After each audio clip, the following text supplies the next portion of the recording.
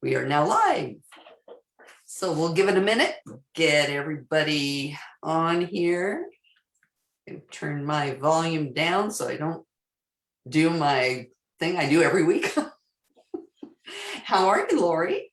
I'm doing very well. How are you, Lisa? I am fine. Now I can turn my volume back up. Okay. Well, let's see if anybody waited for us this morning. Yeah, this Monday morning, I had so many things on my calendar for early in the morning. And so that's the reason we needed to move this to later in the day. Well, and it's this reopening business is kind of tough. We've really been very comfortable with, hey, we're at home. I'm going to go gussy myself up and get myself ready for Facebook. And now it's like, oh my God, I have to be places and go places and do things. And, we're just going to have to make an effort to be here as much as we can. But Lori, with you being president of the local association, duty calls, correct? Yes, now that things are reopening, the schedule is starting to fill up. So I'm excited about that. I was out every single day last week on either work business or association business or other organizational involvement business. And I had some fun too. Had some friend time. So that was wonderful. And yeah, our personal, our personal business. So yeah, schedule's filling up. It feels good. I don't want to know how much money I've spent at restaurants in the past week. 1 week, yeah. We are making up for lost time for sure. Yeah, exactly. I mean, it's. I think out of 7 days, I had gone to 6 different establishments. I could probably say I did more than that. I think you probably did beat me. Mm-hmm. I have a refrigerator full of leftovers to prove it. So I don't have to cook for a couple days, which is great. I just can eat my leftovers. And I think early this week, my schedule is a little light. So I'll be able to eat those leftovers. Well, that is a wonderful thing. I'm a little light on the leftovers. I guess that means I've been liking all that restaurant cooking. But, I mean, hey, if somebody's going to be handing me pastrami tacos, which I know what all of you out there are going to say about that, don't knock them till you try. 100% agreed. Because I thought, yeah, I don't know about that. And then I tasted it and I'm like, all right, Taco Tuesday. It was yummy. Oh, yes, we only have to wait 36 hours or so. No, yeah. Oh, yeah. Heavens. Well, I don't think everybody tuned in here to listen to you and I discuss our culinary adventures. Yes, they did. Oh, maybe they did. I don't know. But what's the news of the week? What's going on, Lori? Yeah, so a lot of reopening news. So we've already covered a little bit from the personal front, but from the business front, I honestly can't even remember what all we covered last week's session. So I just want to give some updates from what transpired after last Monday and after the 15th. So everybody knows, California reopened, Cal OSHA released their workplace safety guidelines on June 17th. So prior to the 17th, what we had been hearing is if we're doing open houses or showings, if one person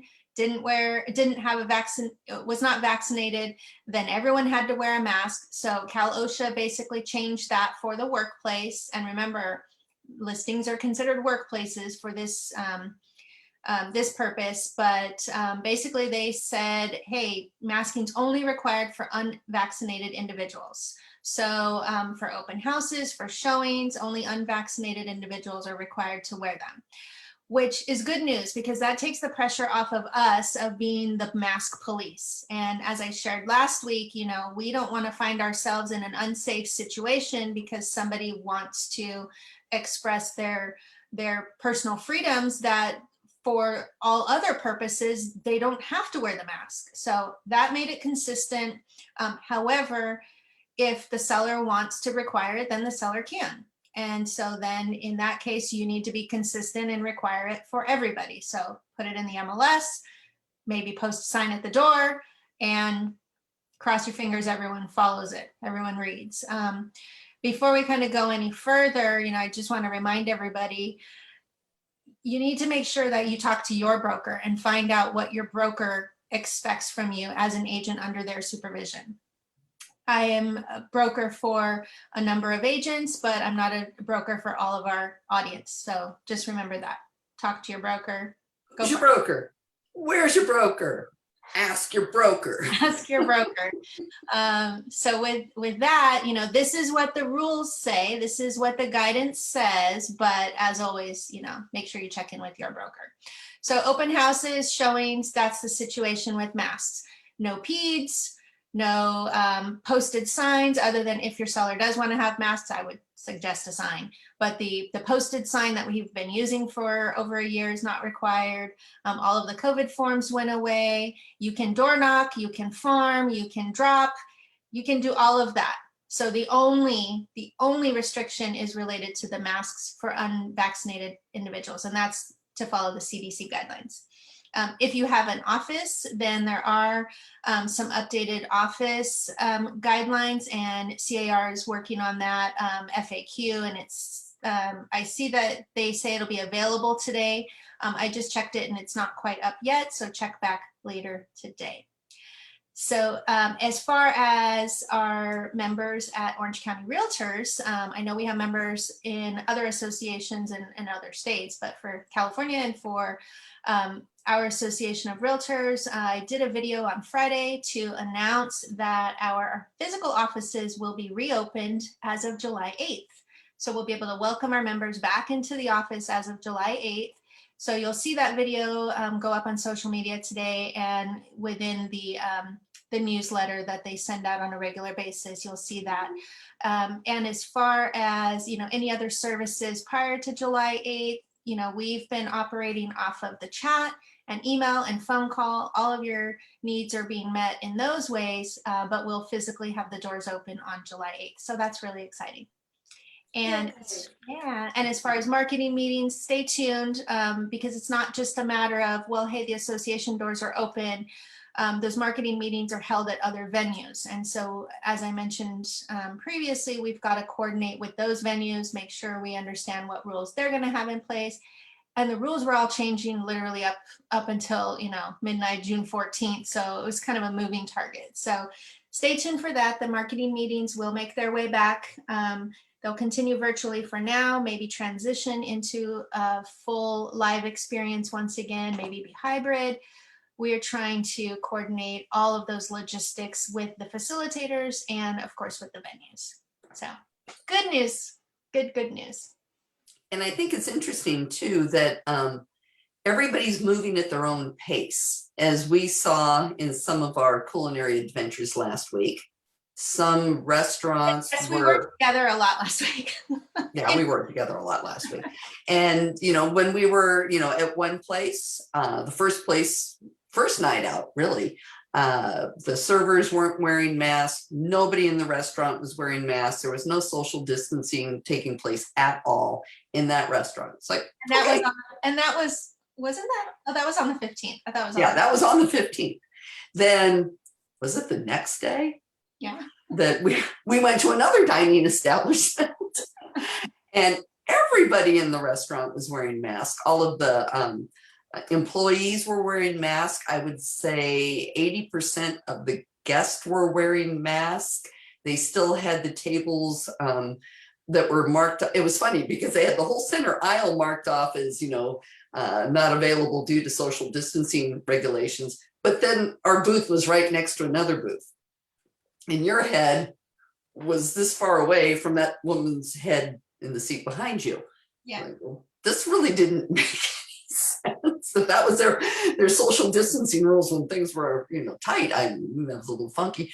And they had no signage for masks. So I was really surprised at the number of people that were wearing them when they actually had no signage whatsoever saying anything about masks. So to me, as I walked up, that meant you don't need it. So I think, we just all need to be cognizant of the fact that everybody's kind of operating differently. Everybody's on their own comfort level. Different companies are doing different things. Marketing meetings, they've got different venues that they have to coordinate with. And if, just within our travels within 24 hours, seeing two dining establishments operating completely different, maybe that's just their company policy. They just want to be careful. I don't know. So we kind of have to be respectful of that. It's going to take a while. This is going to take a while to get everybody back to kind of normal, I guess. Yeah. Yeah. Well, speaking of kind of normal, we've got kind of revised in a couple of new forms. Yes. So the normal standard forms release is done in June and December. So guess what? It's June. We have a normal forms release period that we're dealing with. All of the stuff that was released last year due to COVID was on a as needed basis. But the normal forms release periods are June and December. So we are going to talk about the new forms today. We're not going to do a full-on training. We're not going to go through every single form. That's what your broker's for. But I want to make sure that everyone here feels comfortable enough to know that they need to go back and read the forms and listen to what their broker is advising them. So I'm going to go ahead and share my screen. And I'm going to go ahead and put the link in. Okay. So there we go. And so first I want to just let you guys know that when you log into car.org, you're going to go to the Transaction Center, and then you'll see, you click Transaction Center, you're hovered under this transaction tab, and then click Standard Forms. And that's how you're going to get to the page that I'm going to initially show you. And let me just Everybody cover their eyes. let me just click sign in, and that's not the one I want. Hang on one sec. And so it's going to take you to the standard forms page for what we're looking for. So this is standards form page, and then you'll see this second hyperlink is the forms revision and new forms releases link. So click through that, and then you'll see this. The first hyperlink is the June 2021 quick summary. So that's what we're going to talk about today. On this page, you're going to see that they mention the forms release will be done the week of June 21st. They usually try to do it on the Monday of that week that they inform us. And just want to let you know the forms are up. They are live, so they're ready for your use. So we're gonna talk about the quick summary guide, but here are the new forms. We have the fire hardening and defensible space advisory and disclosure, and Janet Dorsey did a wonderful training for us. I think it was 2 weeks ago. And so if you need information on that form, go back to that date. That was, I guess, June 7th. Look for our show that day, and she goes through the entire form. And I'll be sure that it gets posted on YouTube as well. I'm doing a little YouTube cleanup this week, so we will have all of our back conversations all on our Nerdy Real Estate Resources YouTube channel. Awesome. Awesome. So the only other new form is the transfer of listings. We're going to talk about that, and then you can see the list of all of the revised forms. So we're going to actually click on the quick summary guide. If you're not familiar with this, I mean, I print it out, I refer to it on a regular basis to teach us, okay, what's changed, what's new, and what has changed. And let's wait for it to continue loading. So it gives you the form code and then the form name, and then it lets you know, is this a new, or when is it a new form, or when was it last revised? And then a brief description of the form and how to use the form, how it was revised, and whether or not it's okay to use a prior version of the form. And so this comes in handy a lot. It helps you to understand, especially when a form has been revised, what has changed, and is it okay to use a prior form? So we saw that there was a list of forms that had changed, and if you look, so this agricultural addendum, if we go back to the column, is it okay to use a prior revision or prior version? Take a look. No, no, no, no, no. Let's see. Every single form that has been revised, it's not okay to use the prior version. So if you're already in a transaction, you're okay to use that form, but for your new transactions, you want to use the current one.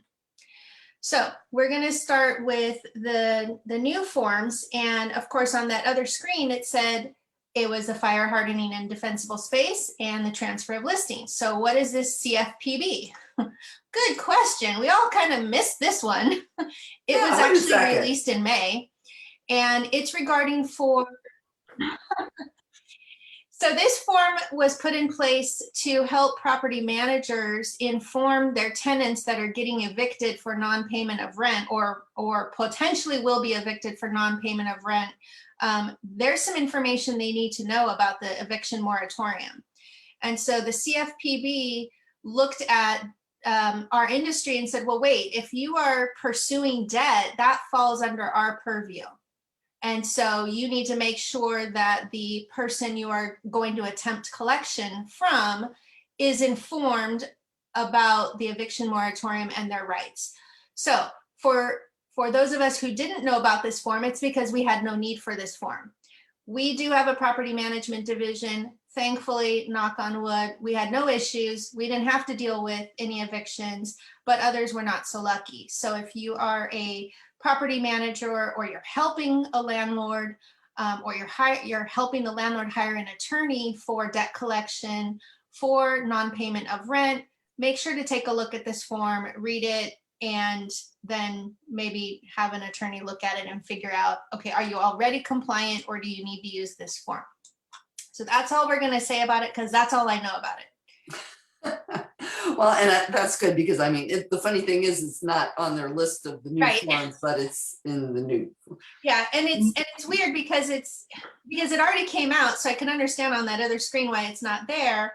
But they post this summary release earlier in the year for us to get a heads up on what is changing, and it was referenced there. So I think that one just sort of snuck in, and hopefully 99% of you don't need to use this form. But in case you are a property manager, or you have somebody you're dealing with that you might have to pursue eviction and you want to go after the money, take a look at this form.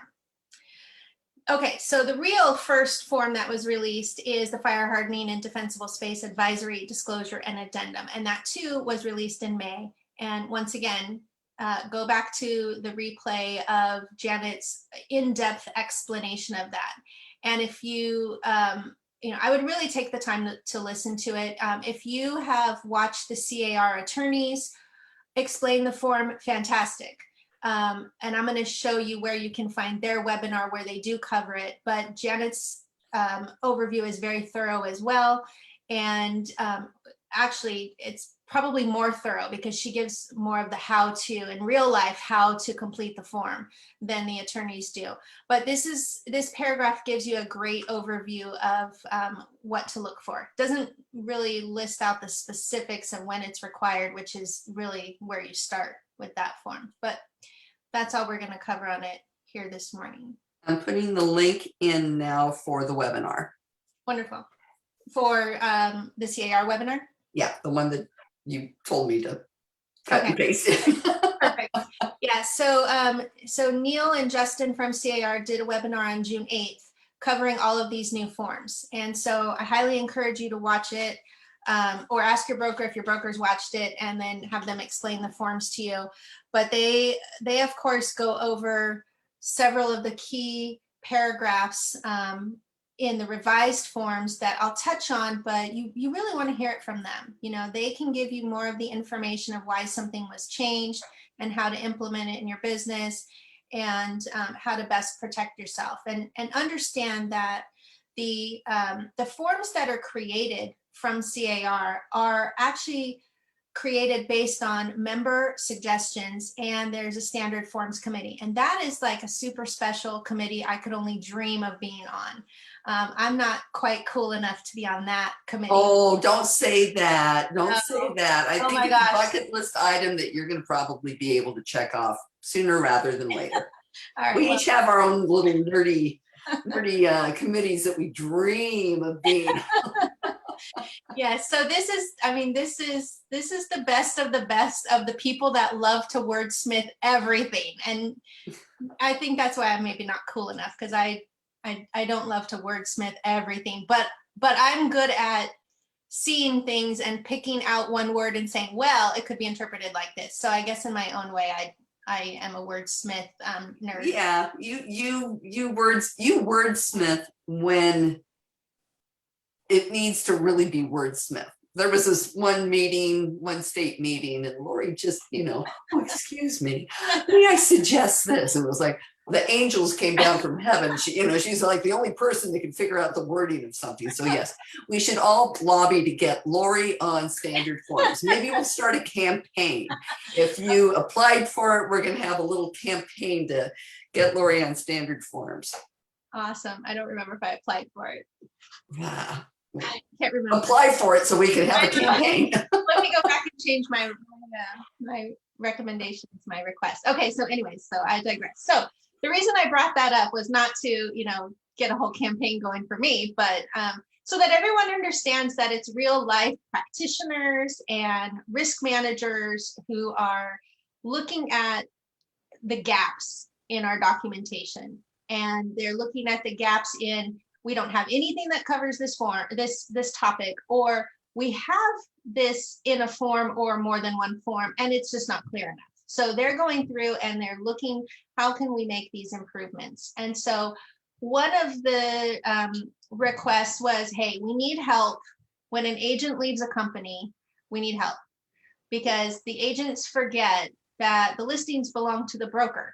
So even though the listing agent is signing the contract on behalf of the broker and actually securing the listing, they don't own the listing. And so when they leave companies, they automatically assume they get to take the listing with them. And that's not the case. Contractually, it's with the brokerage. And so what then ends up happening is the agent says, well, I'll just work it while I'm at my other company. And if you're a salesperson, you cannot work for two brokerages. So that does not work. And that is a DRE violation. So there was a need for this form to help companies allow a smoother transition of a listing should the listing be moving along with that agent to the new brokerage. So that's the idea with this transfer of listing agreement. It takes the original broker who then collaborates with the new broker and says, okay, here's what's going to happen. Yes, we're okay to release this listing. Okay, it shows that we are now terminating our agency because the agency is now going to be with the new brokerage. And is the agent still going to work the transaction? So there's these different components to this form that is really between broker, and principal. And so there is a signature line for the agent, but it's not considered executed if the agent did or did not sign it. It's between the principal and the old brokerage and the new brokerage. So it's a really interesting document. It really will help solve a lot because I've had to deal with that a number of times in my career where, okay, how do we transition this listing when the agent's leaving? And there's different schools of thought on whether the listing should follow the agent or not. And, I could argue both sides of it, that there's reasons contractually we could keep it, but maybe it's just in the best interest to let the listing go along with the buyers, with the listing agent to the new brokerage. That's a company policy decision. That's not a CAR decision. This form just helps with the facilitation of that if it's by mutual agreement that, yes, the listing will move. Any questions? Not here. As I said in my last little webinar with OCR, moving on. Moving on. I just know that sometimes I just keep going, so stop me anytime. So the next form is the Agricultural Addendum. Okay, so I don't know about you, but I haven't sold anything that's agriculture. I think our little group here probably won't need a whole lot on that. Yeah, so just know that if you are selling a property that's considered agricultural, there apparently is a increase in the cannabis cultivation, and so that's part of what was changed on that form. So if you're in, that'll be fun just to go read it. Yeah. So if you're in some of those areas where this may apply, be sure to look for that. And you cannot use the former form, the prior version. So now we're on to the revised forms. We're done with the new forms. Well, I'm going to take back what I said because maybe there's farmers amongst us. There could be. There could be. Could be. Okay, so now I'm looking at my notes. Okay, so the cooperating broker compensation agreement. So we have this form. You cannot use a prior version. One thing that was noticed was on the form, the listing agent's brokerage has to sign agreeing that there's a change, but there was no place for the buyer's agent's brokerage to agree to the change. So if the commission was reduced, there was really no acceptance by the buyer's brokerage. So that was added so that that will now be approved by both brokerages. So that's the main change on that form. And then they cleaned it up organizational layout wise a little bit. Next, we have the exempt seller disclosure. So this form, of course, is used when a TDS is not required. But when you're doing a lease, you have to disclose whether there was a death on the property. And there was no place for us to do that. And so agents were using the exempt seller disclosure, but none of the rest of the questions on there applied. So they've modified it so that it is easier to understand that it's not for a landlord. And then the next revision is the lease listing agreement. And so now that question is placed within the lease listing agreement. And so now as if you're representing a landlord, you don't have to use that exempt seller disclosure. The questions asked are directly in there. And I'm trying to think because there was two questions in that one. Hang on one sec. Oh, the question about death, was there a death on the property? And then any other material facts. That's the other question that people use the exempt seller disclosure for to note whether there were any other material facts that affected the property. And so both of those questions have been added into the lease listing agreement, paragraphs 10M, N, and O. And it was noted in the webinar that they did that they recognized that with the lease documents, there's a lot of lease documents, and they're putting together a work group to specifically review lease documents and property management documents to make sure that the language in all of them are consistent where it needs to be consistent, because they've been updating and adding provisions, and they just want to make sure that now they look at it as a whole and make sure everything is complete. So I thought that was good information to know. That does sound like good information, because lease forms can be a little confusing, especially for all of us that don't do a whole lot of leases, and then you have to do one. Yeah, and I just caught the last sentence or two here on the lease listing that I forgot about. One thing that they did identify with that document is that a lot of clients don't understand when the agency relationship ends when it comes to a lease. And so now in the lease listing agreement, they've noted that it will end, the default is it ends when you have an executed contract for a tenant. But then there's another choice that says, well, it ends when that you have the contract and the following activities are done. So maybe you're facilitating transferring of the keys or something else related to the tenant moving in. But then once that is completed, then your agency relationship ends, because without that language, nobody really knew when the agency relationship ended. And so the landlord or the tenant might be calling on their agent asking for help. And by nature, we're helpful people, and we want to make sure everyone gets what they need and is happy. And so we would continue on with our help and ultimately doing what I call accidental property management, where you're doing activities of a property manager, but no one's calling you a property manager, but they kind of think you're the property manager. So this is a really important add to the lease listing agreement to make sure the landlord knows when that agency relationship ends. Then I presume that's going to be included somewhere for the tenant's agent, because I think that that's another place where that happens, but they didn't make reference to that. And one thing I'm going to add on to is the accidental property management. If you're out here trying to be the helpful agent, don't be helpful. As much as it drives you crazy to not be helpful, it's going to help you by not being helpful, because property management is, shall I say, a risky business. And it's something that the DRE loves to come looking for. So, be sure that, this form, it sounds like it's going to really help define where you stop. Because leases, again, if you're not doing leases all the time, you may be crossing the line and you don't even know. So I think this will be helpful. Yeah, it will be really helpful because, yes, a lot of the time, I've talked to a lot of agents over the years and they say, no, I don't do property management. But then when you ask them what they do for the landlords, when they're representing landlords, they're doing property management. They don't call it property management and they're not getting paid for it. But basically the activities they're doing are property management, and guaranteed, if there's a legal issue, that tenant or the landlord will say, well, the property manager did X, Y, and Z. Especially the tenant. The tenant will assume you're the property manager if you're helping the landlord. And so while you may not call yourself property manager and you're not getting paid, the optics are, well, you're managing that property.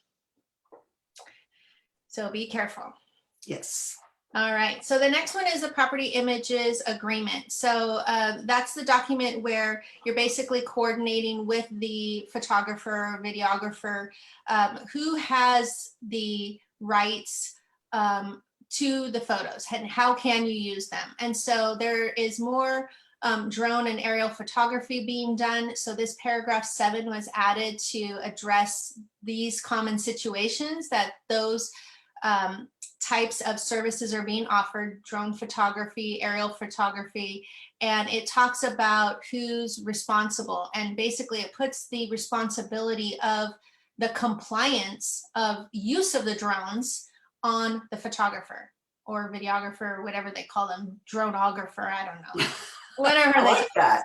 I know, I just made it up. That's why they wouldn't put me on standard forms, because we're like, dronographer is not a real thing. You know what it might be, and you just don't know. I know, maybe it is. Maybe it will be now. Maybe I'll make it a thing. So it puts that burden of compliance on the professional photographer, whoever.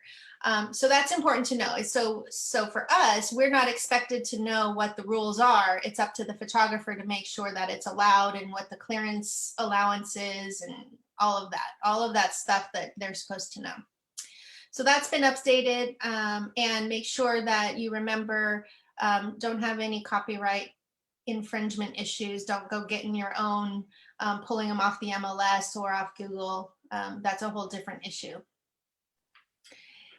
Next is the referral fee agreement. So that has been updated. So this one's, it's pretty good because if you've used the referral fee agreement, it's a little vague in terms of timing and when is the expectation of getting paid. And again, here's where understanding how the makeup of the committee matters. Because if you just look at the form, you say, well, it's not the best form, but it serves the purpose. But when someone gets into a legal issue, then you start to realize, okay, this is what's missing from the form. And so that's what happened here. And so this specifies when you make that referral or you receive that referral, when is payment expected? Is it, it was left to interpretation that it was, well, upon a contract, well, or others interpreted when the contract closes. Well, now it's clear. And so you'll be able to see when the compensation would be earned and when it would be paid. Next, we have the listing agreement. And so the listing agreement has been updated, and I want to look at my notes real quick.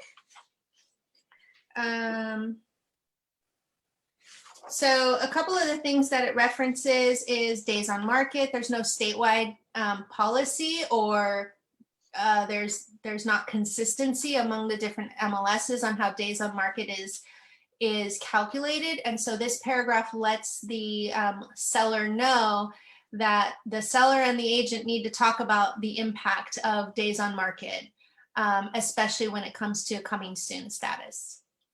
And then paragraph 10C is added to address the buyer letters, the buyer love letters.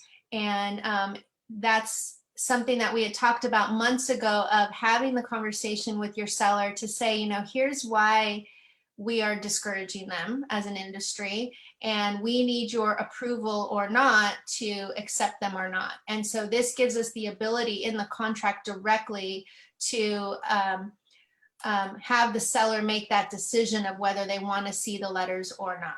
And if they say, and it defaults to, we don't want to see it. If they say, no, I do want to see them, then there's a nice disclaimer in there that talks about how it could be it could lead to a fair housing violation. Not that it is automatically a fair housing violation, but it could lead to a fair housing violation.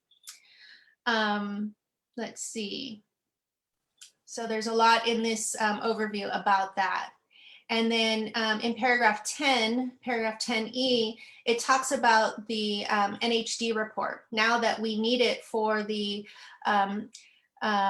fire hardening and defensible space disclosure, we need to look at the NHD report to determine whether we need the form. The language has been added that informs the seller that we need to order that right away, and there could be a cost to them right away. Now, we all know, I mean, I don't think any of the companies charge any upfront fees, but they need to know that there could be a cost associated with that, with ordering it early, which I doubt nobody does that. And then it also highlights some of the other reports that might want to be done up front. It mentions the termite report and other reports. So it gives you that opportunity to go over that with your seller and just explain, you know, the benefits of getting those reports early. And then a couple other listing agreements they've updated to be consistent with the change on the RLA. So all of those are listed there. And then we get to the statewide buyer and seller advisory. So they did some formatting changes on this form. So it has a better table of contents and it's more of an index. It's alphabetized, it's categorized, and then it's alphabetized. And so although the form keeps getting longer and longer, understand the issues keep getting greater and greater. Neil mentions in his webinar that in some areas they have bears. And so they were looking at doing a bear disclosure. And then they decided, you know what, how many different animals could we come up with a different disclosure for? So let's not do that. Let's just talk about wildlife in general. And so if someone is very concerned about a specific topic, it's going to be easier for them to find what they're looking for in that table of contents. They still should read it. You should still encourage them to read the entire thing. But this way, if something in particular is a concern for them, they can look at the paragraph and read up what may happen. Well, actually, I think it's going to make buyers actually read it more, because it's like, wow, look at that, look at that. Now I want to go see what all of these things are. Whereas before it's like, I got to slog through how many pages of, oh, if you live by a golf course, you might get hit by a golf ball, which, you know, I'm sure you still might, I mean, it's amazing that we have to tell people these things, but we have to tell people these things. But at least people, when they see that, they'll get a good chuckle and then they'll want to go read it. So, I think it's good that they've changed the format. It kind of reminds me of how the new purchase contract's going to look, where it's a little bit more user friendly. And anything we can do to make our forms more user friendly is a good thing. Absolutely. That's a really good point. I think you're right. I think that people would look at that table of contents list and see that, yeah, there's a lot of interesting things that could happen, as opposed to, Neil mentioned it, it's either 62 or 67 paragraphs within that you're just page after page, bored.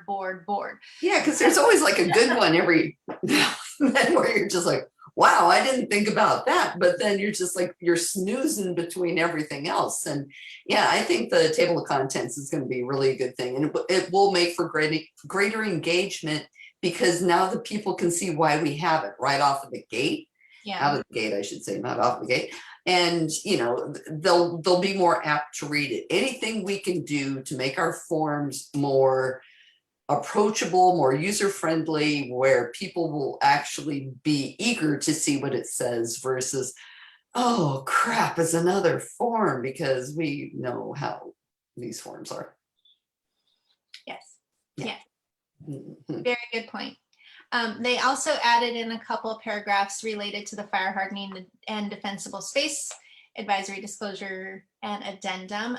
They have the wildlife paragraph, like I mentioned, and then they added one for sea level rise as well. So for the folks that have issues concerning coastal properties, they have some information there as well. So very important to us down here in Orange County. And the last form is the SPRP, the seller's purchase of replacement property. So we have seen, especially in the last year, that a lot of sellers are not finding properties to move to. And so they are looking at rentals, or they'll move in with someone else or do some short-term housing. So the form was updated to recognize that the seller might find another replacement property as an option to satisfy their contingency. So take a close read at that one so that you know what that looks like. And we had a situation that came up in our own brokerage about a year and a half ago, where the seller was struggling with finding a property, and the wife says, no problem, we'll rent a place. And then she's decided, no, she didn't want to rent a place. And so we almost were going to have an issue. And if the form in this new format had been in place back then, we could have contractually required them to make a decision. It ended up working out, but this will just make it clearer. So I remember that transaction. yeah. So thankfully it worked out. Actually, it worked out for everybody, and worked out much better. You know, I mean, God works in mysterious ways, and things happen for a reason. The most used phrase in the real estate business: things happen for a reason. Absolutely. Absolutely. So that's all of them. So be sure that you take a look at, let me go back to, I guess I just need to click my arrow. That's why I lost it the other time. If you want to take a quick look at the forms themselves, you can go to this page where we got that quick summary and take a look at the forms. Just know that there may be a slightly changed version in zip forms as compared to what's on this website, because they posted these documents a couple months ago and they may have made some final changes.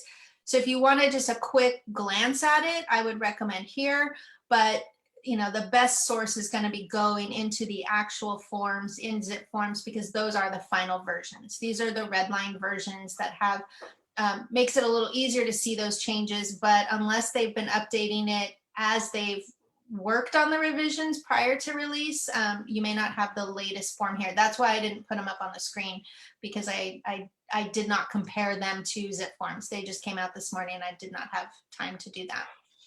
And then if you want to watch the webinars, Lisa's going to populate the link, but if you go to the Transaction Center and then click on Risk Management, then you'll see the Legal Live Webinars link. And when you click on that, oh, it's going to make me sign in again. I went on a different tab. Then you'll see the list of the webinars, the recently recorded webinars. And you'll find the one for the standard forms. Eventually, when I can get there, I'll show you on the screen. So they always put the most recent webinar that was recorded in this upper box. And then when you scroll down, you'll see the playbacks. And so here's that reopening one that was just above there. And you have the slides and the video recording. And then this is the one I'm referring to. It was on June 8th, and Neil and Justin did the new and revised forms. The slide handout is really like when you see the 3 slides on a page and you can take notes. So it's a little small, but you know, I think I'm going to open it anyway, just because it has some really interesting little notes that are helpful. So you're not going to be able to read this, so get to it on your own. But when you notice, this is actually one page. You can see on the left here, there's 3 slides to a page, so that's why it's small. But if we scroll down and actually look at a form, like this is the transfer of listing agreement, they've got some key points off to the side. So those are really helpful. And they are using the latest revision in the sample there. And when they do the webinar, it doesn't look like this. It's the full screen of the slide, so it's easy to see, and they have things, you know, highlighted and color coded so you can follow along. It's an hour. It's really worth it. So I would highly recommend it, because just seeing those keynotes, I mean, so many of them I just want to kind of print out, especially for the fire hardening, because they point out in that one, okay, the fire hardening part of the law, there are 4 different requirements, but the defensible space, well, there's also 4 requirements, the same 4 requirements. Actually, no, there's 3, can't even read it. There are 3 requirements, 3 of the 4 that were required for the fire hardening. And then for the inspection report, there's only 2 requirements. So looking at it like that really helps simplify it. So I would encourage you to go back in, take a look at this, maybe even print this document out so you have those notes. But they go through each of the forms and give you some little tips off to the side, which is great. And then if we go back, you'll see the actual video replay link is right next to it. So the watch here. And as always, I mean, go back and take a look at some of the other topics that they've published recently. You can see they do sometimes multiple webinars in a month, and they're recorded and they're stored here. Whew, that's it. Wow, you really went at it. Well, we thank you so much for that. And we do have one question. I'm hoping we get more questions. I'm hoping I We can got get one question right now. Okay. From Sean, our friend Sean. Hey, Sean. And it is, will the FHDS form replace the WDFA form? Why both forms? I don't know. I have not heard anybody mention that. I'd have to take a look at that other form, the WD, I forgot what it is, WDFA. WDFA. Probably not, because I mean, I don't know. I'm just speculating and trying to remember that form. The new forms are based on the laws and, you know, what's in the statute and what needs to be done. And the other form, I think, is more of an advisory. I haven't heard if it's going away. And I think that, you know, they've expanded on the wildlife they've expanded on wildlife in the SBSA. I think they expanded on wildfire too. So I don't know.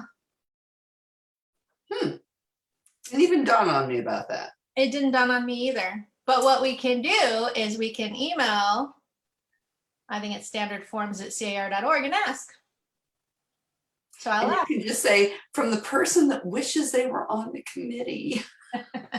See, this is why you need to put me on, because I bring these really good questions, even if it was from Sean.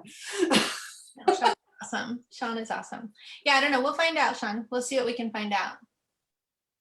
And then That's all we got.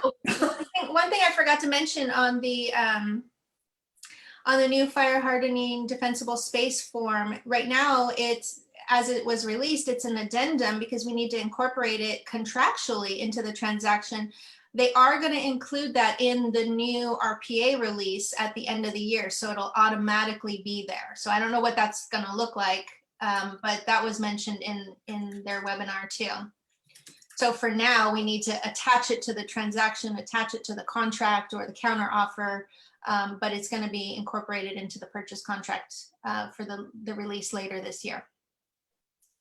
Okay, Sean thinks he got the letters out of order, that it should have been WFDA instead of the WDFA, but we know what he's talking about.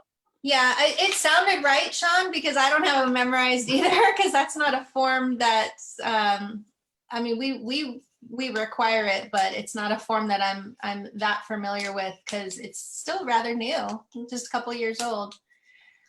So, but yeah, it sounded right. Sounded good to me. I wasn't going to argue about it.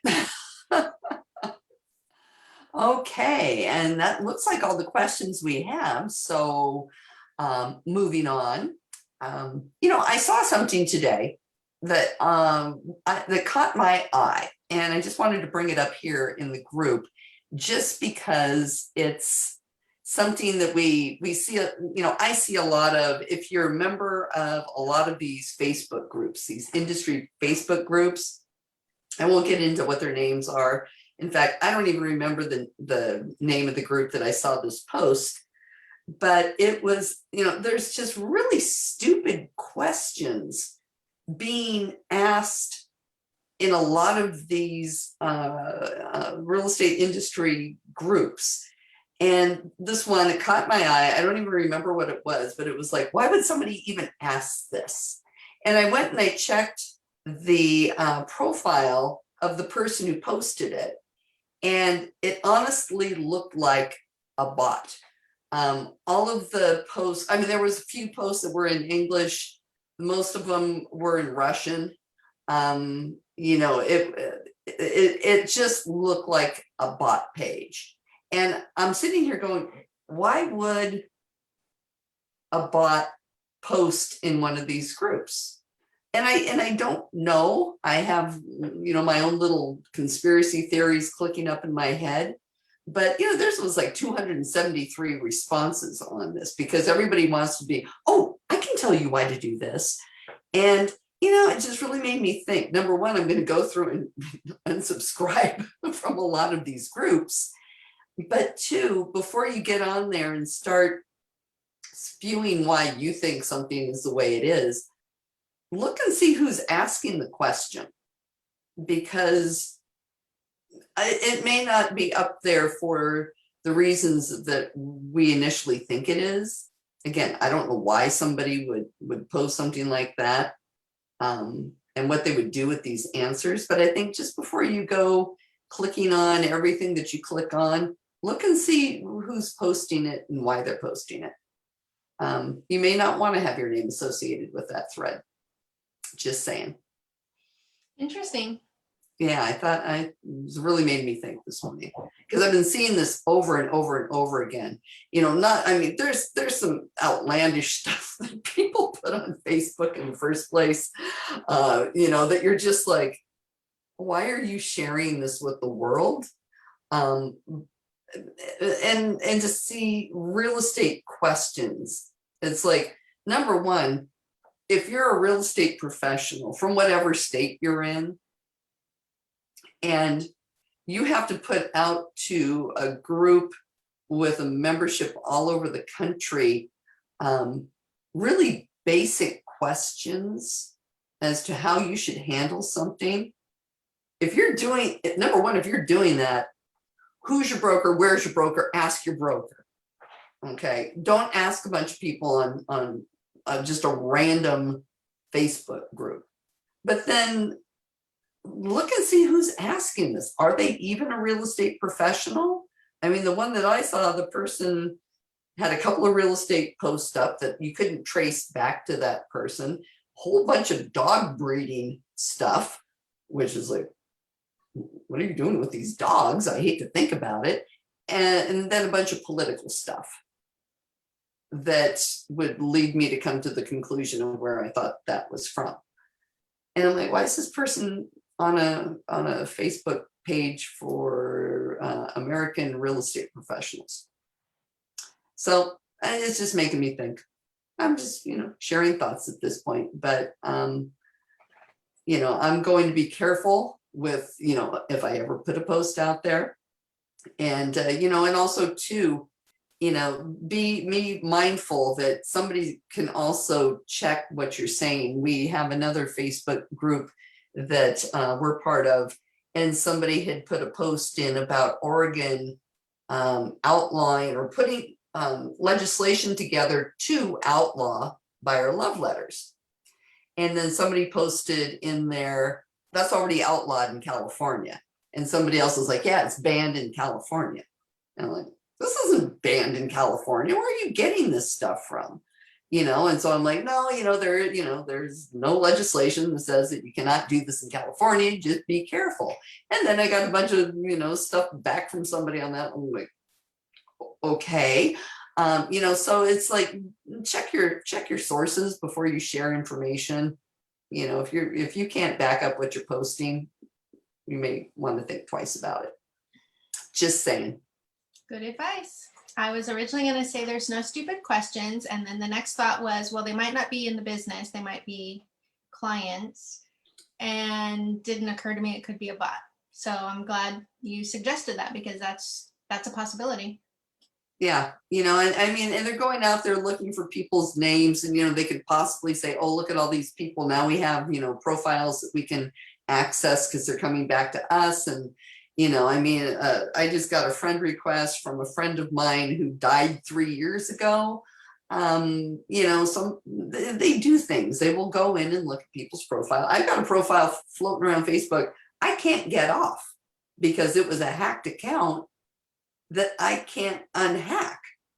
And every now and then it'll pop up on my phone and I'm like, oh, so just be careful putting your name out there, and, just check if the question seems really, really elementary for somebody to be asking a site like, oh, shall I say lab coat agents, because they get a lot of these silly questions, and, maybe it was that group, maybe it wasn't, I don't remember. That's just the one that comes to mind, where you have this sharing of information that may or may not be a good place to share sometimes. So just your social media tip for the day. Check it out. Check it out before you spout. Good advice. Cool. All righty. Well, let me see if we have any other questions, and no questions. So guess what? I think this is it. Yeah. We're gonna finish a few minutes early. Yep. So go in, check out the resources, read the forms, make sure you understand the forms before you start using them. And don't forget, if you have templates, you need to update your templates and zip forms to have the new forms. The old forms will go away, but not in your existing transactions. You can't add the old form, but if you have a template, you're not going to have the new form if one of those documents, like the listing agreement, is in your template. You're not going to have any listing agreement in your template if you don't update it. Exactly. Wow, let's see. Black Knight's calling me. I don't know. Does that mean Batman's calling me? I don't know. Guess I'm gonna have to live mystery. Batman better leave me a message. No, I think that's like a website product. I think I remember that name from the past. Well, I'm just hoping, I get my own personal Bruce Wayne or something. You can wish, you can dream. I'll be Batwoman. You're probably all thinking she's bat something crazy, but we'll just let it go. And Lori's saying, "Yep, nothing I don't already know." Okay, we all have our. Oh my gosh. Okie dokie. Well, on that note, I think that's a good place to end this. Yeah, I would say so. Okay, and remember, ask your broker. Got any questions on these forms? Ask your broker. If you are a broker, do your homework, right? Yep. And, this is still a great space as we all start using some of these revised forms or the new forms. If you're running into something that you think, wow, I really want to share this, please post it in the group, because the fire hardening and defensible space disclosure advisory and addendum is new for all of us. All of everything associated with it is new for us. CAR did make a note. They're working on some additional resources to help us. But in the meantime, as we all start using it, hey, if you, through trial and error, figured something out, please share it with us. Exactly. And also, too, just know that this group is a closed group and everybody has to get by our security gates. If we do think that somebody is a bot or is not living up to the rules, we will throw them out. So this is a safe spot. You can post to here. We check everything. It just doesn't go up just to be going up. So Nerdy Real Estate Resources is a good place to exchange information. So don't hesitate to do so here.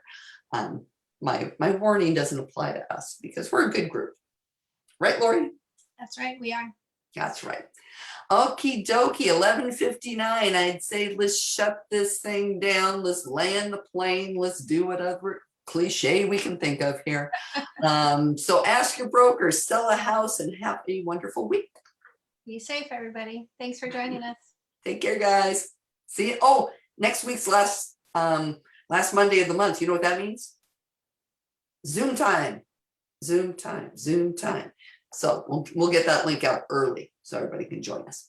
Okay, Thanks. now we'll leave. And now it's noon. Bye, everyone.